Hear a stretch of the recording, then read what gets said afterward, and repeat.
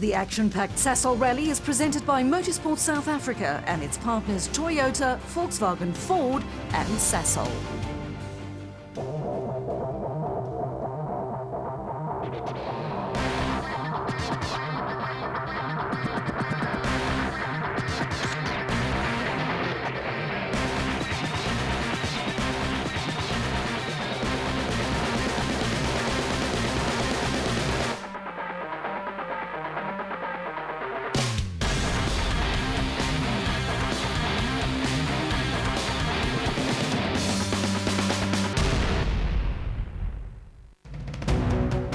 While the sport of rallying is undeniably spectacular wherever it takes place, there are a few highlights on the South African National Rally calendar.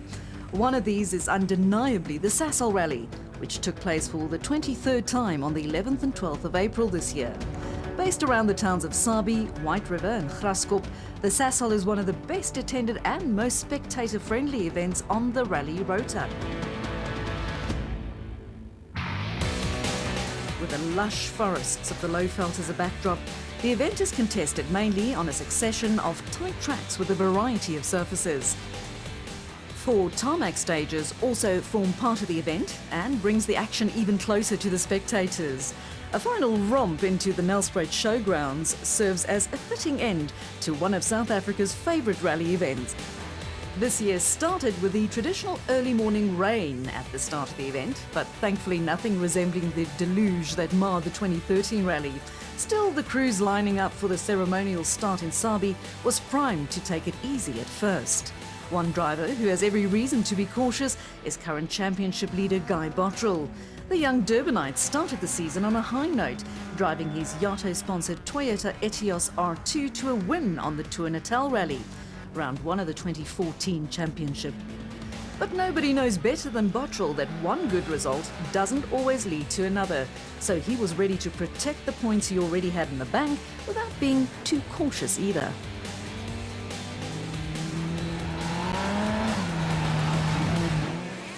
Well, coming from Durban, like you say, good start, just trying to keep the momentum going, but with the weather that it is, it's quite treacherous out there. You just got to make sure we keep it on the road. Running wet tyres, they're quite well known for punctures, so we've got to be very careful. I think day 1 we're just going to try and play a little bit easy and see where the other guys are, and hopefully day 2 is dry and we can push a little bit harder.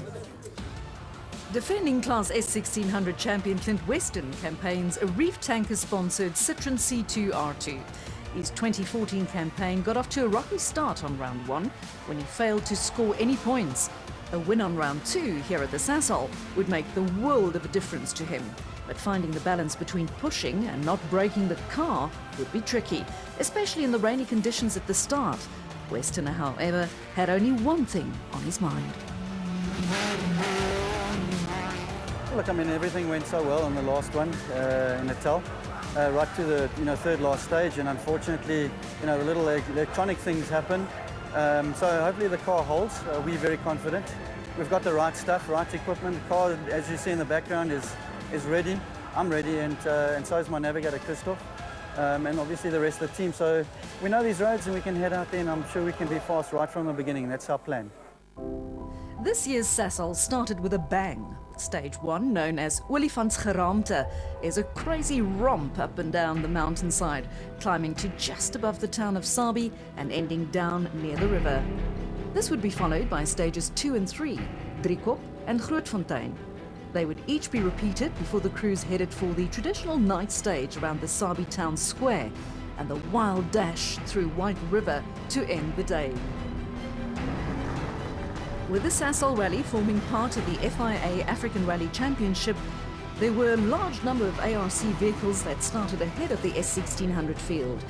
This gave the front-wheel drive S1600s the advantage of a well-scrubbed stage, but conversely meant that the stages were getting churned up by the four-wheel drive machines ahead of them. Not that this seemed to bother early championship leader Guy Bottrell very much. The Toyota Etios driver, with Simon Vasey-Lyle reading the notes behind him, set the fastest time on the stage. He went nearly 16 seconds faster than the next fastest competitor.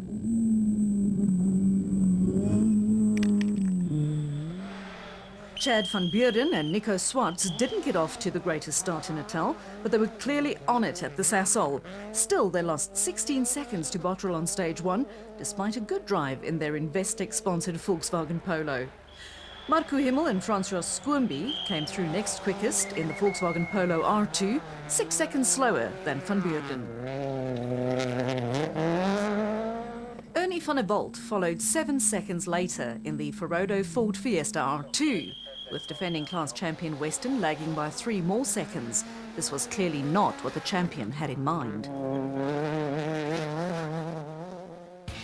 Stage 1 was followed by a quick visit to the Dunlop Service Park, and then it was straight back into the action. Stages 2 and 3 were run on the trot with no benefit of service in between. This meant that the crews had to ensure that they survived both stages or faced the chance of a non-finish if things went wrong. But for Guy Bottrell and Simon Vasey-Lyle in the Yato Toyota Etios, nothing seemed to be going wrong. They posted the fastest time in both stages 2 and 3, thereby extending their lead. But snapping at their heels at the end of stage 3 wasn't Chad van Beurden, as had been the case after stage 1, but rather the menacing little Citroën C2 of defending champion Clint Weston and navigator Christoph Snyders. The pair had clearly made up some time over these 2 stages and were now 1 minute 19 seconds adrift of Bottrell. Van Beurden had slipped only 6 seconds back and was still very much in with a shout.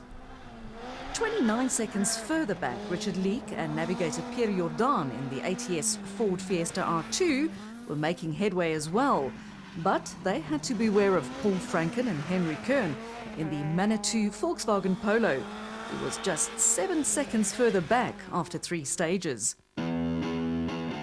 With the first 3 stages behind them, the crews paid a quick visit to the well-organised Dunlop Service Park before heading out to tackle stages 2 and 3 again. This time, they would make up stages 4 and 5, but were exact repeats of the morning's run. With the rain firmly in the pass, the stages dried out a touch, and the crews managed to go significantly faster than the morning's run. Stage 4 was won by Chad van Beurden, who moved up to 2nd place, but still more than a minute behind current race leader Guy Bottrell. Bottrell's time may have been some 13 seconds off the pace posted by van Beurden, but the Toyota driver was still comfortably in control of this rally. So there's definitely a bit of time to be had there, but we got a bit of a lead, so we're just going to try and coast it home. But what about defending champ Clint Weston? His little Citroën steering rack mounts broke off the subframe, severely compromising the little car's handling. Weston took a tumble down the leaderboard, promoting each of the runners ahead of him in the process. This meant that Richard Leek was now in 3rd place, with Willy van Straten and navigator Scotty Howden behind him. Weston still hung on to 5th place, but only by his fingertips. So by the time the dust settled over day 1, it was Bottrell who had a healthy lead over van Beurden. Leek was in 3rd, van Straten had 4th, and Weston was trying to stay alive, more than 7 minutes behind. But it wasn't quite the end of the day just yet. 2 more stages awaited the crews, one around the town square of Sabi and the other at the primary school in White River. But these stages seldom have an influence on the outcome of a rally, and so it was with the 2014 Sasol Rally too. Everyone held station, ready to attack on day 2.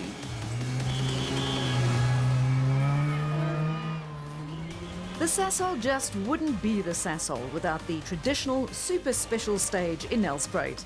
Affectionately known as Spaghetti Junction, the stage is particularly popular with the locals, and with good reason.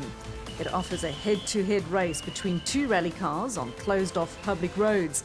This is the fabric of dreams, and the crews indulged the spectators with abandon.